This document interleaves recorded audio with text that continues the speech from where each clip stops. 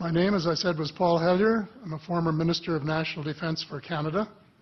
I served in 3 governments during a total of 23.5 years as a Member of Parliament.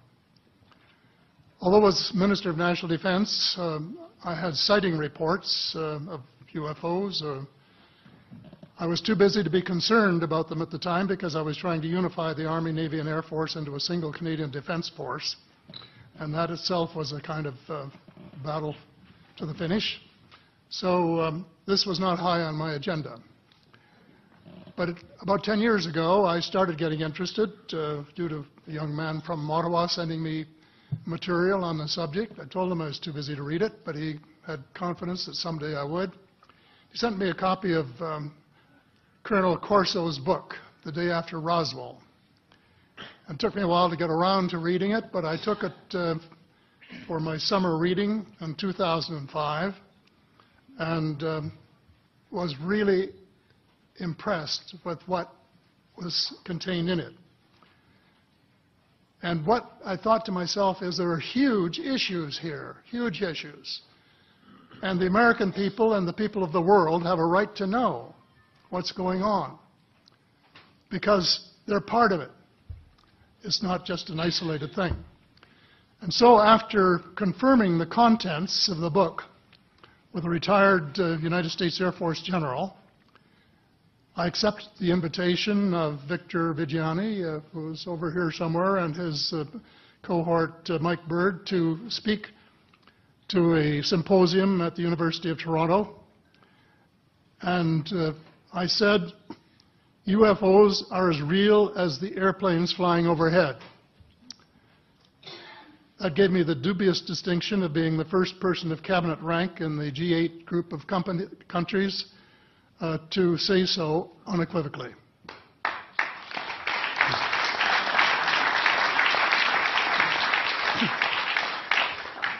Since then, I've learned a lot from many sources, including a number of the fantastic witnesses that we have heard these last 4 days. They were so outstanding, I was just really blown away with them, the amount of information that was available.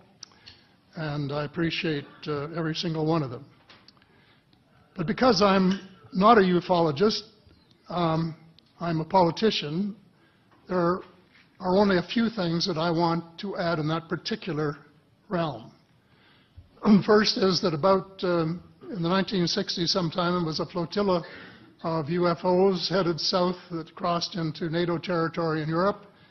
And the Commander-in-Chief of the Supreme Allied Headquarters in Europe was naturally very shaken. Fortunately, or maybe divine providence, before the panic button was pushed, the flotilla turned around and headed back north. Obviously, they had thought maybe they were Russian, and they were very concerned about it. Anyway, an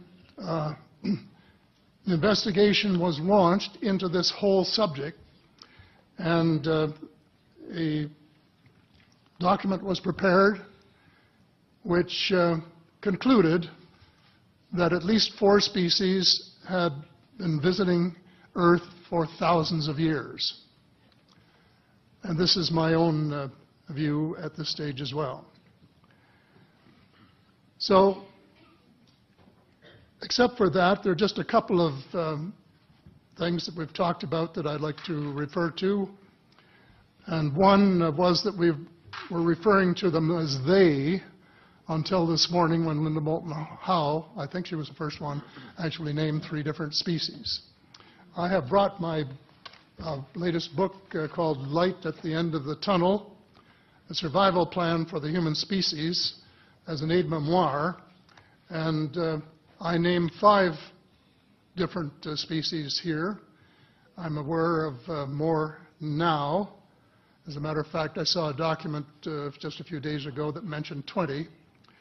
And I think you, Mr. Chairman, were interested in some of the places they might come from. And I have in here Zeta Reticuli, R-E-T-I-C-U-L-I, Reticuli, the Pleiades, Orion, Andromeda, and the Altair star systems. So I don't think we can more refer to them as they because they're not an amorphous mass. They are different species and consequently may have different agendas. I don't think we can say that they all have the same agenda any more than we could say that the United States, China, and Russia had the same agenda. Our real interests may be very similar, but as of now, our perceived interests are still quite far apart. One more observation before I begin what I want to say, and that is that we spent quite a bit of time talking about the 66-year-old cadavers. And I was glad to have Linda this morning finally say that there are live ETs on Earth at this present time, and at least 2 of them probably working with the United States government.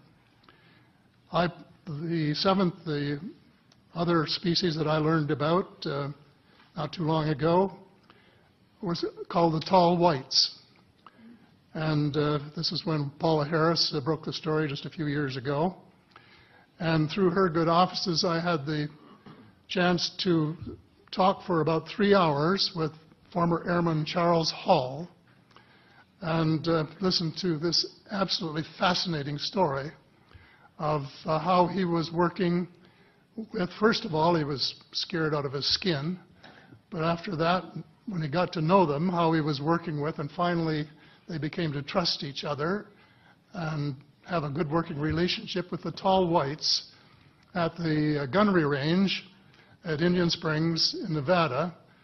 And these tall whites were living on United States Air Force property and working in cooperation with the United States Air Force and sharing technology with them. He wrote a book, incidentally, called Millennial Hospitality. There are 4 different versions, but Paula says that Millennial Hospitality number 2 is the best. I think that's the one I read, and it's a very interesting read if you want to sort of get inside the problem of what it's like to bump into these people floating across the terrain in the desert. Well, enough on that for now. My interest is in full disclosure. And my only caveat is I think probably I would say 95 to 98% full disclosure. I know of 1 or 2 things that I'm not sure should be in the public domain, at least yet. They will be someday, I'm sure, but not maybe immediately. But just as children survive the idea of the Tooth Fairy and Santa Claus when they become adult, I think that tax-paying citizens are quite capable of accepting the new and broader reality that we live in a cosmos teeming with life of various sorts. The fact that some other civilizations are more advanced than we are may be humbling, but that could be a necessary step in our survival.